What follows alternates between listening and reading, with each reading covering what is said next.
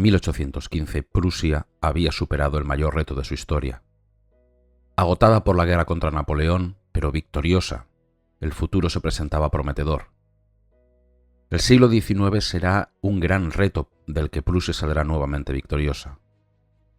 La revolución industrial, que trajo consigo nuevas formas de organización social y de explotación económica, transformarán de manera profunda las raíces de Prusia y la conducirán en última instancia a la creación de un nuevo Estado, Alemania. De Prusia a Alemania. Segunda parte. Las guerras contra Napoleón redibujaron el mapa de Europa y el lugar de Prusia en él. El Congreso de Viena de 1814-1815 buscó restaurar un equilibrio de poder duradero. Para Prusia significó un nuevo comienzo territorial. Perdió gran parte de sus adquisiciones polacas de los años 1790 a favor de Rusia, pero fue compensada generosamente en el corazón de Alemania. Prusia obtuvo la mitad norte de Sajonia, incluyendo Wittenberg, cuna de la Reforma, y una vasta extensión de territorio en Renania y Westfalia, extendiéndose de esa manera desde Hannover hasta las fronteras de Francia y los Países Bajos. Prusia se convirtió en un coloso que atravesaba el norte de Alemania, un centinela occidental contra futuras ambiciones francesas, un papel impulsado por Gran Bretaña pero que ancló a Prusia más firmemente que nunca en Alemania. La antigua rivalidad austro-prusiana continuó dentro de la nueva Confederación Germánica, sucesora laxa del Sacro Imperio Romano. Prusia había abogado por una Alemania con órganos ejecutivos centrales fuertes, donde Berlín y Viena compartieran el liderazgo. Austria, en cambio, prefirió una asociación más débil de estados soberanos. Viena se impondría. La Confederación, con su dieta federal en Frankfurt, actuando más como un congreso de embajadores que como un gobierno central, dejaría a Prusia sin los elementos formales para ejercer una hegemonía clara. El dualismo persistía, ahora eso sí, en un marco diferente. Privada de un dominio político directo, Prusia buscó extender su influencia por otros medios. La armonización aduanera se convirtió en el principal campo de batalla de su política alemana. Tras superar reticencias iniciales y la oposición austríaca, que intentó crear uniones rivales, Berlín utilizó una mezcla de persuasión, presión económica y chantaje para atraer a otros estados alemanes.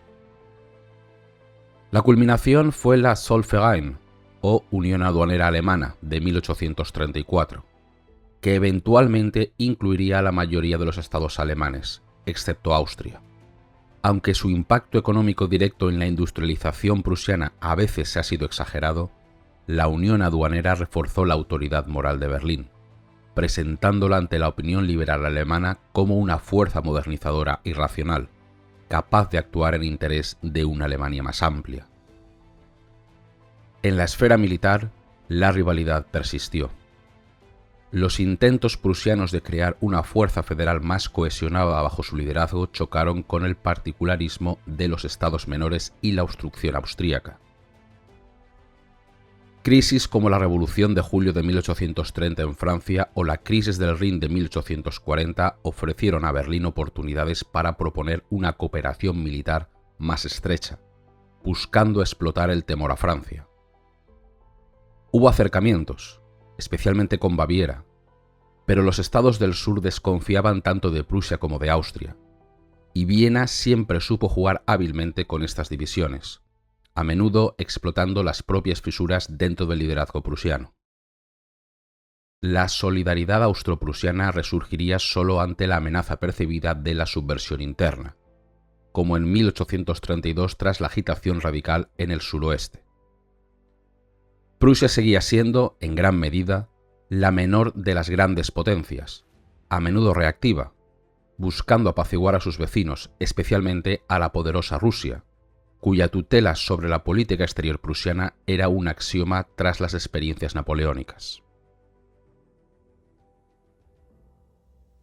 Internamente, la promesa constitucional hecha por Federico Guillermo III en plena Guerra de Liberación quedó incumplida. El asesinato del dramaturgo August von Kotzebue por el estudiante radical Karl Sand en 1819 desató una ola de paranoia en las cortes alemanas. Bajo la batuta de Metternich y con el apoyo de una camarilla conservadora en Berlín, liderada por figuras como el príncipe Wittgenstein y el consejero hugonote Ancillon, que había ganado influencia tras la muerte de la reina Luise, se aprobaron los decretos de Karlsbad.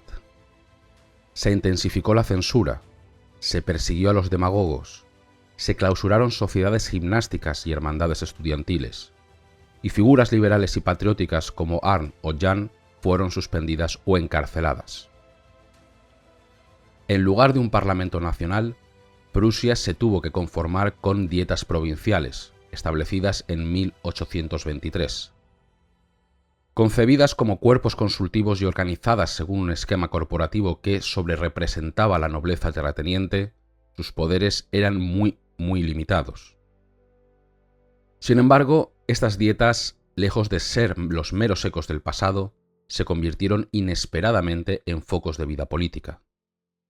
Alimentadas por una presa provincial en auge y conectadas con las élites urbanas a través de redes informales, empezaron a articular críticas y demandas liberales.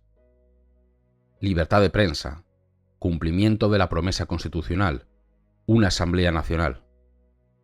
Incluso en la Polonia prusiana, el Gran Ducado de Poznań, la dieta se convirtió en un foro para expresar agravios nacionales, especialmente tras el endurecimiento de la política prusiana después del levantamiento polaco de 1830. La religión fue otro frente de conflicto. Federico Guillermo III, buscando orden y unidad, impulsó la fusión de luteranos y calvinistas en la Iglesia de la Unión Prusiana en 1817, diseñando personalmente su liturgia. Pero esta unión forzada encontró una resistencia tenaz por parte de los antiguos luteranos, aferrados a sus tradiciones, especialmente en Silesia. El Estado respondió con represión, encarcelando pastores y acuartelando tropas, lo que solo avivó el movimiento y provocó la emigración de miles de disidentes a América y Australia. Simultáneamente, el resurgimiento católico post-napoleónico, con su énfasis en la autoridad papal, chocó con el Estado prusiano en Renania sobre la espinosa cuestión de la educación religiosa de los hijos de matrimonios mixtos. El arresto del arzobispo de Colonia en 1837 desencadenó una tormenta de protestas católicas y una controversia que resonó en toda Alemania, radicalizando a la opinión católica renana. En medio de estas tensiones surgió una poderosa corriente intelectual que buscaba dar sentido y legitimidad al Estado prusiano, el hegelismo. Georg Wilhelm Friedrich Hegel, llegado a la Cátedra de Filosofía de Berlín en 1818, ofrecería una visión del Estado no como un mero contrato o una máquina administrativa, sino como un organismo ético, la marcha de Dios a través del mundo, la encarnación de la razón y la libertad. Para Hegel y sus numerosos discípulos en la universidad y la burocracia, el Estado prusiano reformado era la culminación del desarrollo histórico, el ámbito donde los intereses particulares de la sociedad civil se reconciliaban en una totalidad superior. Esta apoteosis del Estado, aunque abstracta y a menudo incomprensible para las masas, permeó la cultura de la élite prusiana, justificando el poder de la burocracia e influyendo en el pensamiento sobre la cuestión social, sentando bases para futuras políticas de bienestar.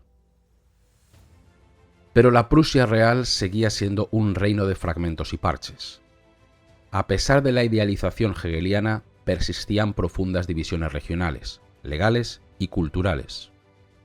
La prusianidad, por así decirlo, era una identidad abstracta, definida más por la lealtad a la corona y al servicio estatal que por una cultura o etnia compartida.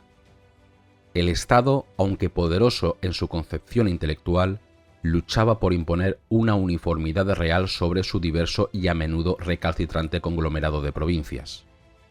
Era un gigante con pies de barro, unificado en la teoría pero fragmentado en la práctica, dirigiéndose hacia las tormentas que desataría 1848. La chispa prendería en París en febrero de 1848. La caída del rey Luis Felipe envió ondas de choque por todo el continente. En Berlín, la noticia electrizó a la población. Bajo los primeros y suaves soles de marzo, la ciudad se convirtió en un hervidero de discusión y esperanza. Cafés, clubes de lectura, plazas públicas, todas rebosaban de gente ávidas de noticias, debatiendo el futuro. ¿Han oído? En París tienen república, se comentaba con asombro. La caída de Metternich en Viena el 13 de marzo intensificó la sensación de que un viejo mundo se derrumbaba. La presión popular se canalizó a través de la Asamblea Municipal y sobre todo en mítines masivos en las carpas del Tiergarten. Allí, bajo los árboles, surgió un parlamento improvisado donde se exigían reformas, constitución, libertades civiles, un parlamento nacional alemán. Pero pronto emergieron otras voces, artesanos y obreros pidiendo protección contra los capitalistas y usureros, exigiendo un ministerio de trabajo. La revolución tenía muchas caras, tenía muchos anhelos. Alarmado, el gobernador militar de Berlín, general von Pfuel, intentó mediar, pero la presencia de tropas en las calles aumentaba la tensión. El príncipe Guillermo, hermano del rey, presionaba por una respuesta contundente. Hubo choques y muertos en las calles. Las multitudes, temerosas pero desafiantes, acosaban a los soldados, probando los límites de su paciencia y respondiendo a los redobles de advertencia con silbidos y abucheos. La ciudad estaba al borde del estallido. El 18 de marzo, una multitud inmensa se congregó ante el Palacio Real, convocada días antes, pero ahora con un ánimo transformado por las concesiones que el rey, presionado por la caída de Metternich, acababa de anunciar. Abolición de la censura, convocatoria inmediata de la Dieta Unida, promesa de una constitución. Hubo júbilo, vivas al rey. Federico Guillermo IV salió al balcón a recibir los víteres. Su ministro anunció las medidas. El rey quiere que Prusia se coloque a la cabeza del movimiento alemán. Parecía el triunfo pacífico de la voluntad popular. Pero la presencia de las tropas seguía irritando. «¡Soldados fuera!», gritó la multitud. El rey, quizás cediendo a la presión de los halcones, ordenó desalojar la plaza, pero evitando derramamiento de sangre. La caballería avanzó lentamente. Hubo confusión. Entonces, 2 disparos resonaron, accidentales, producto de tropiezos y forcejeos. Pero para la multitud crispada fue la señal de la agresión. «¡Traición! ¡Nos disparan!», gritó alguien. El pánico y la furia se extendieron como la pólvora. En cuestión de horas, Berlín se erizó de barricadas improvisadas con adoquines, carruajes volcados y muebles. Comenzaría una noche de lucha brutal y caótica. Los insurgentes, artesanos, obreros, estudiantes, defendían las barricadas con una determinación feroz contra los soldados profesionales, a menudo desconcertados por este tipo de guerra urbana. Las tropas respondían con fuego de fusilería y artillería, asaltando las casas una por una. Hubo heroísmo y brutalidad en ambos bandos. Espectadores inocentes cayeron atrapados en el fuego cruzado. Berlín se desangraba. A medianoche, el general von Prittwitz informó al rey. La ciudad no podía ser controlada sin un baño de sangre aún mayor. Propuso, por tanto, evacuar y bombardear Berlín. Federico Guillermo IV, horrorizado ante tal expectativa, optó por otra vía. En un mensaje a mis queridos berlineses, prometió retirar las tropas si se desmantelaban las barricadas. Al día siguiente, los soldados abandonaron la ciudad. El rey se había rendido, o quizás había tomado una decisión audaz para evitar una guerra civil total y salvar su corona. La retirada fue una humillación para el ejército y enfureció a los conservadores, como el príncipe Guillermo, que acusó a su hermano de cobardía antes de huir a Londres. Federico Guillermo IV, el romántico en el trono, pareció entonces abrazar la revolución, o al menos su vertiente nacional alemana. El 21 de marzo cabalgó por Berlín portando los colores negro, rojo y oro de la nación alemana, deteniéndose para proclamar ante multitudes atónitas: De ahora en adelante, Prusia se fusiona con Alemania. Viajó a Potsdam para calmar a sus resentidos oficiales, asegurándoles que nunca se había sentido más libre o más seguro que bajo la protección de sus ciudadanos, palabras recibidas con murmullos de incredulidad y sables entrechocados. Se formó un gobierno liberal bajo el empresario renano Ludolf Camphausen. La Segunda Dieta Unida convocó elecciones para una Asamblea Nacional Prusiana Constituyente, basada en un sufragio masculino casi universal. La asamblea resultante, reunida en mayo, era predominantemente liberal y democrática, con una notable presencia de artesanos y campesinos, y muy pocos conservadores. Su tarea era redactar una constitución para la nueva Prusia. Pero la luna de miel entre la corona y la revolución duraría poco. La asamblea chocó con el rey sobre el control del ejército, exigiendo que los militares jurasen lealtad a la Constitución y se purgasen los elementos reaccionarios. La moción del diputado Julius Stein en este sentido, aprobada por amplia mayoría, fue vista por el rey como un ataque intolerable a su prerrogativa de mando. El gobierno Camphausen cayó. El borrador de constitución presentado por el gobierno, fruto de tensas negociaciones con el rey, fue rechazado por la Asamblea, que a través de su comité constitucional presidido por el demócrata Benedikt Waldeck propuso una carta mucho más radical. Una carta que limitaba el veto real, creaba una milicia popular, introducía el matrimonio civil y abolía todos los privilegios patrimoniales. El punto muerto en este sentido era total. Mientras la asamblea debatía, las fuerzas conservadoras se reagrupaban en torno al rey. El nombramiento del conde von Brandenburg, tío del rey y general conservador, como primer ministro en noviembre, fue la señal. El 9 de noviembre, Brandenburg suspendió la asamblea y ordenó su traslado a la provincial ciudad de Brandenburgo. Horas después, el general Wrangler entró en Berlín con 13.000 soldados y disolvió la Guardia Cívica. La asamblea intentó resistir llamando a la resistencia pasiva y a una huelga de impuestos, pero fue inútil. Se declaró la ley marcial, se cerraron clubes y periódicos. El 5 de diciembre, la asamblea fue disuelta formalmente. Ese mismo día, en un golpe de astucia política, el gobierno promulgó por decreto su propia constitución, basada en el borrador inicial pero con importantes modificaciones conservadoras. La revolución en Berlín había terminado. Hubo resistencia en Renania, especialmente contra la huelga de impuestos, pero la llegada de tropas y la falta de un centro político tras la disolución de la Asamblea berlinesa sofocaron las protestas. ¿Por qué fracasó la Revolución prusiana?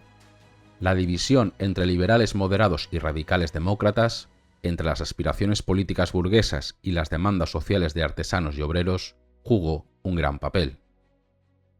Pero factores más profundos serían decisivos.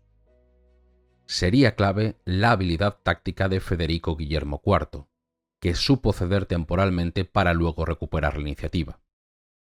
También sería un problema la limitada extensión geográfica de la revolución, que apenas prendió en el campo conservador al este del Elba, donde surgieron poderosas asociaciones monárquicas. Y sobre todo, la clave fue la lealtad y eficacia del ejército prusiano.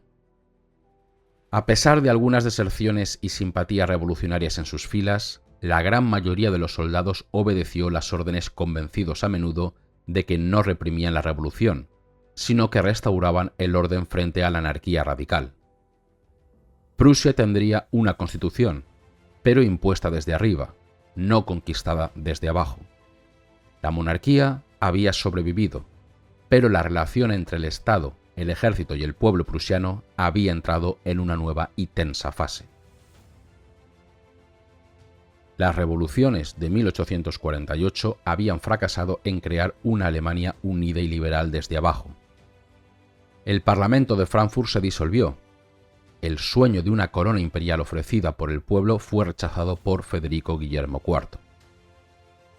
El intento posterior de Prusia de crear una unión alemana más restringida bajo su liderazgo también fracasó, culminando en la humillación de Olmütz en 1850, donde Prusia, presionada por Austria y Rusia, tuvo que aceptar la restauración de la vieja Confederación Germánica. Parecía el triunfo de la reacción, el fin de las aspiraciones nacionales. Prusia volvió a su política de cautela, aceptando la primacía formal de Austria en la Confederación y la tutela rusa en la política exterior. Durante casi medio siglo, desde 1815, Prusia había evitado los grandes conflictos, pareciendo a veces haber perdido su estatus de gran potencia militar. Pero el orden europeo restaurado en Viena comenzaba a resquebrajarse. La Guerra de Crimea de 1854 a 1856 rompió la Santa Alianza Conservadora al enfrentar a Rusia contra Gran Bretaña, Francia y, crucialmente, una Austria ingrata que abandonó a su salvador de 1849. Este realineamiento abrió nuevas posibilidades, como demostró la Guerra Italiana de 1859. El Piamonte, con ayuda francesa, derrotó a Austria y puso en marcha la unificación italiana. El paralelo con Alemania era evidente: una nación dividida, un poder, Austria, obstaculizando la unidad, y un estado ambicioso, Piamonte, Prusia, esperando su momento. La guerra italiana también reveló la vulnerabilidad de Austria y la disposición de la Francia de Napoleón III a desafiar el orden establecido. En Prusia, la guerra italiana intensificó el debate sobre la reforma militar. El nuevo regente, el príncipe Guillermo, hermano del rey Federico Guillermo IV, mentalmente ya incapacitado, un militar de corazón que ascendió al trono como Guillermo I en 1861, estaba decidido a fortalecer el ejército. Junto a su ministro de guerra, Albrecht von Roon, propuso doblar el tamaño del ejército regular, extender el servicio militar a 3 años y marginar a la Landwehr, la milicia ciudadana vista por los liberales como el símbolo del ejército popular de 1813. Los liberales, que dominaban el parlamento prusiano tras las elecciones de 1858 y 1861, la llamada la Nueva Era, estaban dispuestos a financiar un ejército más fuerte, pero no a costa de la Landwehr ni aceptando un servicio de 3 años, visto como un intento de adoctrinamiento conservador.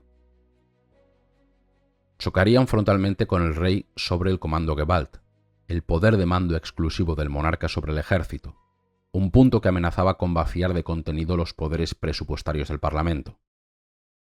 El conflicto se enconaría. El Parlamento negó los fondos. El rey lo disolvió 2 veces, pero las elecciones solo reforzaron a la mayoría liberal. En septiembre de 1862, con el rey Guillermo al borde de la abdicación, el ministro de guerra Roon jugó su última carta. Llamó a Otto von Bismarck. ¿Quién era este Junker de Pomerania, conocido por su conservadurismo extremo en la Dita Unida de 1847 y en la Cámara Baja por revolucionaria? Descendiente de una antigua familia noble por parte de padre, pero con ancestros académicos y funcionarios por parte de madre, Bismarck combinaba el orgullo Junker con una educación burguesa y una inteligencia aguda y mundana. Había leído a Hegel y a Spinoza, viajando como servidor diplomático en Frankfurt, San Petersburgo y París.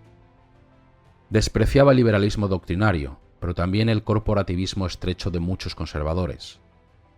Creía en el poder del Estado prusiano, en la Realpolitik, la política basada en intereses prácticos y poder, no en ideologías.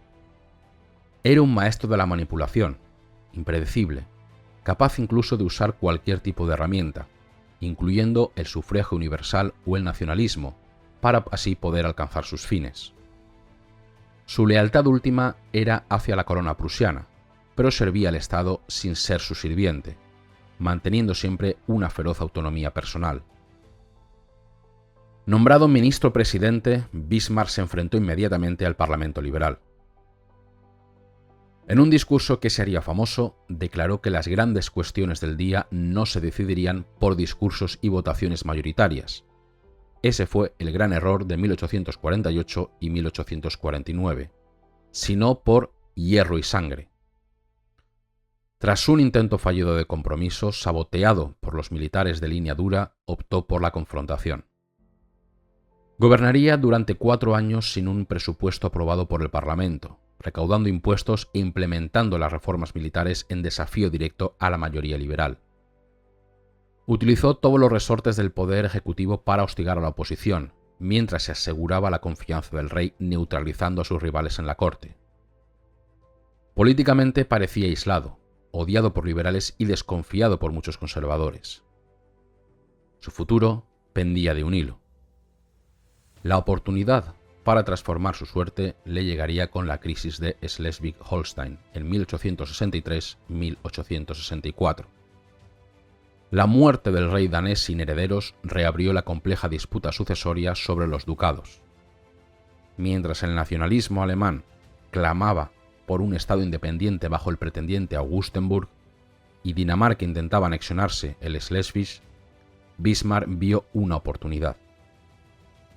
Maniobró para formar una alianza temporal con Austria, no por solidaridad alemana, sino para aislar a los ducados, neutralizar a la Confederación Germánica y mantener así sus propias opciones abiertas, incluyendo la anexión final. La campaña militar conjunta fue rápida. A pesar de algunos errores iniciales prusianos y la valerosa actuación austríaca, la superioridad aliada era clara. Bismarck impuso su voluntad sobre los militares, insistiendo en el asalto a las fortificaciones danesas de Düppel por razones políticas. Prusia necesitaba una victoria resonante. El asalto del 18 de abril de 1864 fue costoso pero exitoso. Dinamarca fue derrotada y cedió ambos ducados a Prusia y Austria conjuntamente. La administración conjunta de los ducados fue, como Bismarck preveía, una fuente constante de fricción. Bismarck provocó deliberadamente a Austria, mientras preparaba el terreno diplomático para el inevitable enfrentamiento.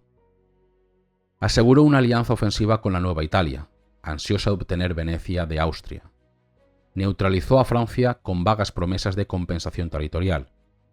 Y sobre todo se aseguró la buena voluntad de Rusia, quien todavía estaba resentida por la actitud austríaca durante la Guerra de Crimea y satisfecha por la ayuda prusiana contra los polacos en 1863. La Convención de Gastein en 1865, que dividía administrativamente Schleswig para Prusia, Holstein para Austria, fue solo una tregua temporal. En la primavera de 1866, acusando a Austria de violar el acuerdo, Bismarck llevó a Prusia al borde de la guerra. La guerra finalmente estallaría en junio de 1866. La mayoría de los estados alemanes se alinearon con Austria, pero sus fuerzas estaban mal coordinadas y eran reacias a tomar la iniciativa. Prusia, aunque enfrentada a múltiples frentes, contaba con ventajas cruciales. El genio organizativo de Helmut von Moltke, jefe del Estado Mayor, permitió una movilización y concentración de fuerzas sin precedentes, utilizando ferrocarriles y telégrafos para mover ejércitos separados y hacerlos converger sobre el enemigo en el último momento. Y estaba el Fusil-Dreise, un arma de retrocarga que permitía a la infantería prusiana disparar de 3 a 5 veces más rápido que los austríacos con sus fusiles de avancarga, y hacerlo además desde posiciones cubiertas. Aunque la artillería austríaca era superior, la cadencia de fuego de la infantería prusiana resultó devastadora en combates cercanos. Tras una serie de victorias prusianas iniciales en Bohemia, la batalla decisiva se libró el 3 de julio en Königgrätz. 500.000 de hombres chocaron. A pesar de la confusión inicial y la dura resistencia austríaca, la llegada del segundo ejército prusiano al flanco decidió la batalla. La victoria prusiana fue aplastante. Austria fue expulsada de Alemania. La Confederación Germánica fue disuelta. La victoria transformó completamente el panorama político interno. La oposición liberal se derrumbó. El fervor patriótico barrió las críticas. Muchos liberales, impresionados por el éxito y viendo la unidad alemana al alcance de la mano, se reconciliaron con Bismarck, formando el Partido Nacional Liberal. Bismarck, astutamente, ofreció una ley de indemnización reconociendo que había gobernado ilegalmente, pero pidiendo al Parlamento que validara sus acciones retrospectivamente. Fue aprobada por abrumadora mayoría, poniendo fin al conflicto constitucional. Prusia anexionaría Hannover, Hesse-Kassel, Nassau y Frankfurt. Se creó también la Confederación Alemana del Norte, una entidad federal dominada por Prusia, con un Reichstag elegido por sufragio universal masculino, pero donde el poder real residía en la Cancillería y en la corona prusiana. Solo quedaba un obstáculo para la unificación completa: Francia.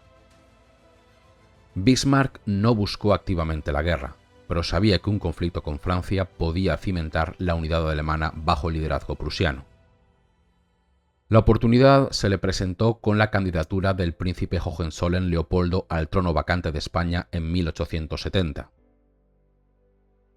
Bismarck la apoyó encubiertamente, sabiendo que esto alarmaría a París. Francia reaccionó con indignación nacionalista. Tras la retirada de la candidatura, el gobierno francés cometió el error de exigir garantías humillantes al rey Guillermo I.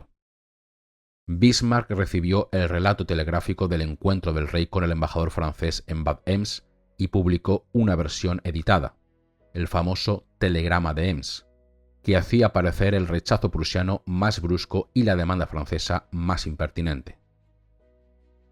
La opinión pública en ambos países se encendió. El 19 de julio de 1870, Francia, sintiéndose ultrajada y confiando erróneamente en su superioridad militar, declaró la guerra a Prusia. La guerra fue un desastre para Francia. La movilización alemana, incluyendo a los estados del sur obligados por sus tratados de alianza, fue mucho más rápida y eficiente. A pesar de la valentía de los franceses, la superioridad alemana en artillería, mando y organización fue decisiva. En apenas 6 semanas, los ejércitos franceses principales fueron derrotados y cercados. En Sedan, el 1 de septiembre, el propio emperador Napoleón III fue hecho prisionero junto a más de 100.000 hombres. La guerra continuaría unos meses más contra la nueva República Francesa, con el largo asedio de París y con una brutal lucha contra guerrilleros, pero el resultado estaba ya decidido. Mientras París resistía, Bismarck negoció con los reticentes estados del sur la entrada en una Alemania unificada. Superando objeciones y ofreciendo concesiones, logró su objetivo. El 18 de enero de 1871, en el lugar más simbólico posible, el Salón de los Espejos del Palacio de Versalles, corazón de la antigua monarquía francesa, Guillermo I de Prusia fue proclamado emperador alemán, Kaiser alemán. La fecha fue elegida cuidadosamente. Ese día era el 170 aniversario de la coronación de Federico I como rey de Prusia. La larga lucha por la supremacía en Alemania había concluido. Prusia se había fusionado con Alemania como había predicho Federico Guillermo IV en 1848. Más bien, había remodelado Alemania a su imagen y semejanza. Nacía un nuevo y poderoso imperio en el corazón de Europa.